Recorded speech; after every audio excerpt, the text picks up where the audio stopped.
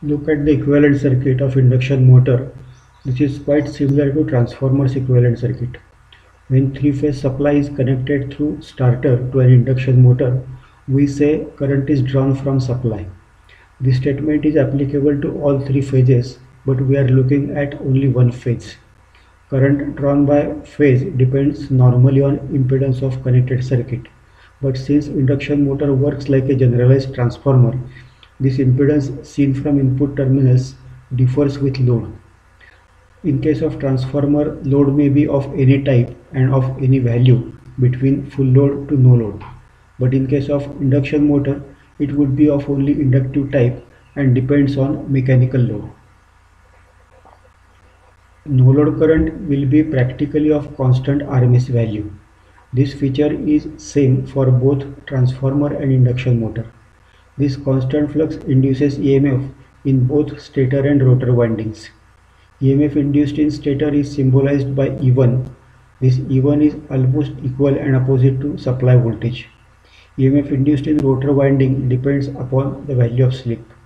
This is shown on rotor side of equivalent circuit. Second difference in equivalent circuit in comparison with transformer is secondary is short circuited. Now recall the functioning of induction motor. When supply is connected to stator windings, current is drawn from supply, and this current is almost magnetizing current producing magnetic field in air gap between stator and rotor. This flux induces EMF in both stator and rotor conductors. These EMFs are represented by E1 and S times E1 on rotor circuit. Initially, when the rotor is not rotating, value of slip is 1.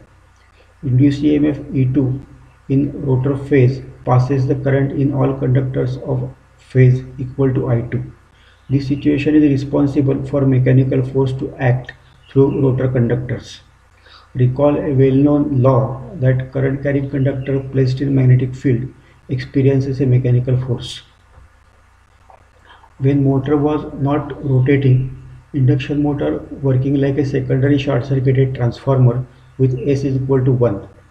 But as force acts on rotor bars, rotor rotates and value of slip drops from 1 and goes towards 0. The value of S affects working of motor in two ways. Value of induced EMF in rotor phase has S as a multiplier, that is S times E1. Secondly, value of inductive reactance X2 also depends on S because frequency of rotor EMF and current also drops with S. The formula for frequency of rotor circuit F2 is shown below the equivalent circuit. Note that frequency of rotor circuit parameters, that is induced EMF and current, have a frequency less than supply frequency depending upon value of S. If we apply these equations to transformer, then value of S is 1 for all times since it is a static device. So F1 and F2 are equal. The next equation for secondary EMF is applicable only for transformer since F2 and F1 are equal.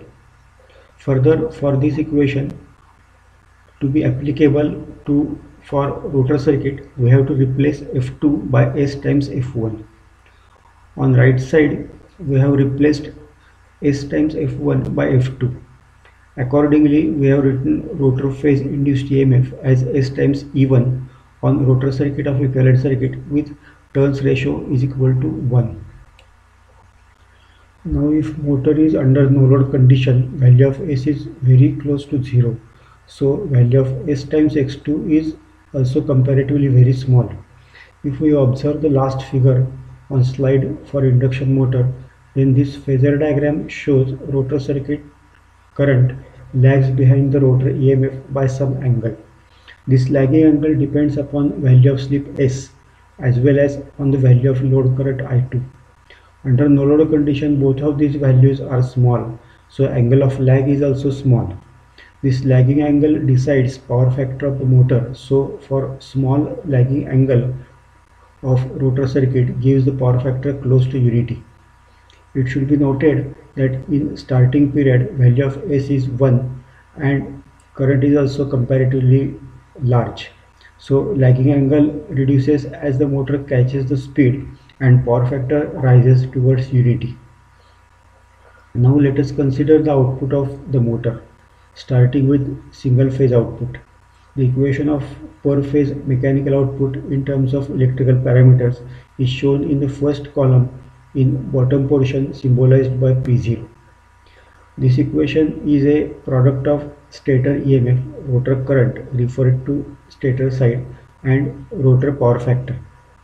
All these values are replaced by quantities like slip, rotor resistance, and rotor impedance in next equation.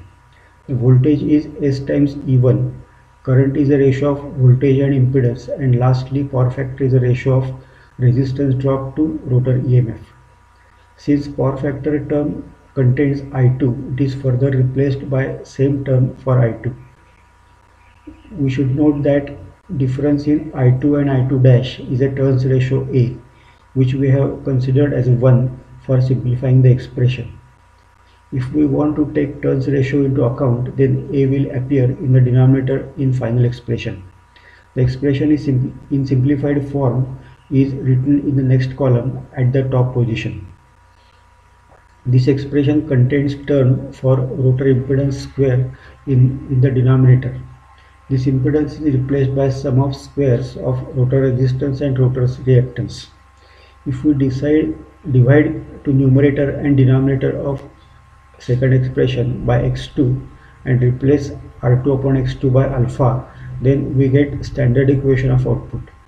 Further, we may multiply by a number of phases 3 to get motor's output.